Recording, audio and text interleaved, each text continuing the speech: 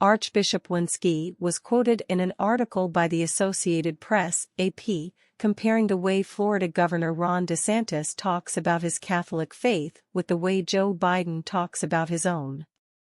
Biden makes a bigger deal of his Catholicism than DeSantis does, Wenski said, adding that it gives all us bishops heartburn because of his radical abortion stance.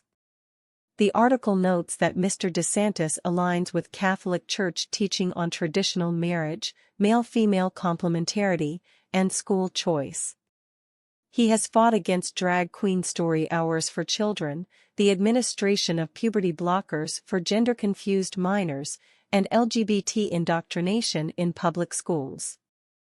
DeSantis has also been a firm advocate of religious freedom and respect for conscience, a sore point for Catholics in Mr. Biden's policies. For his part, Biden is aggressively pro-abortion, favors allowing biological males to compete in women's sports, and denies the right of Catholic foster care services to opt out of gay adoption.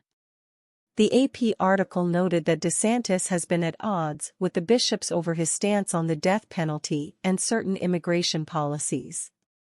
Catholic teaching, however, is very circumspect on the issue of immigration, offering no policy prescriptions and leaving much leeway for healthy debate and disagreement.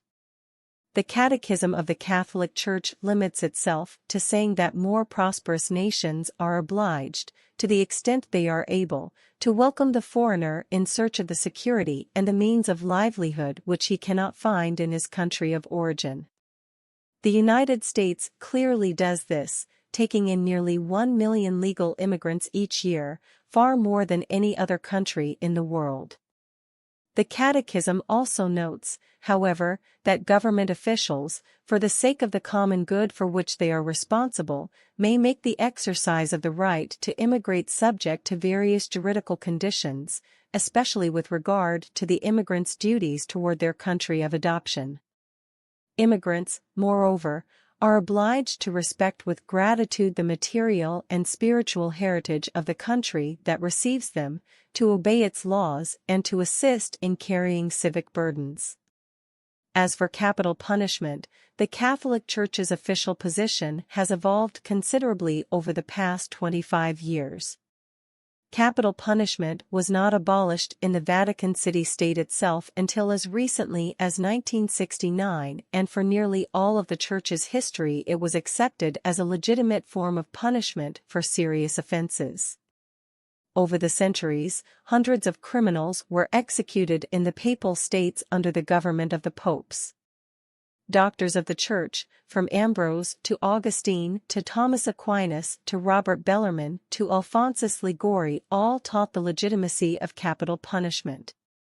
In recent years, however, the Catholic magisterium has moved to a position where it no longer views the death penalty as a worthy form of punishment in today's world. Pope John Paul II wrote in 1995 that governments should not go to the extreme of executing the offender except in cases of absolute necessity, adding that, in the modern world, such cases are very rare, if not practically non-existent. Pope Francis has gone further still, declaring capital punishment to be inadmissible and contrary to the Gospel. The Vatican's doctrinal congregation declared that the new teaching on capital punishment expresses an authentic development of doctrine that is not in contradiction with the prior teachings of the magisterium.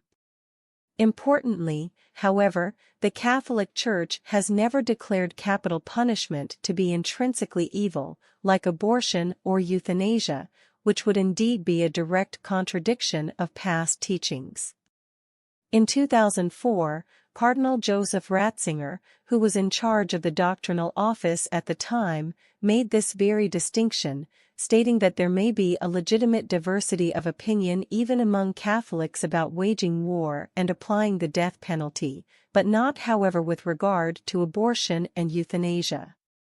In that same memorandum, Cardinal Ratzinger wrote that if a Catholic were to be at odds with the Holy Father on the application of capital punishment or on the decision to wage war, he would not for that reason be considered unworthy to present himself to receive Holy Communion, which is not the case regarding abortion or euthanasia.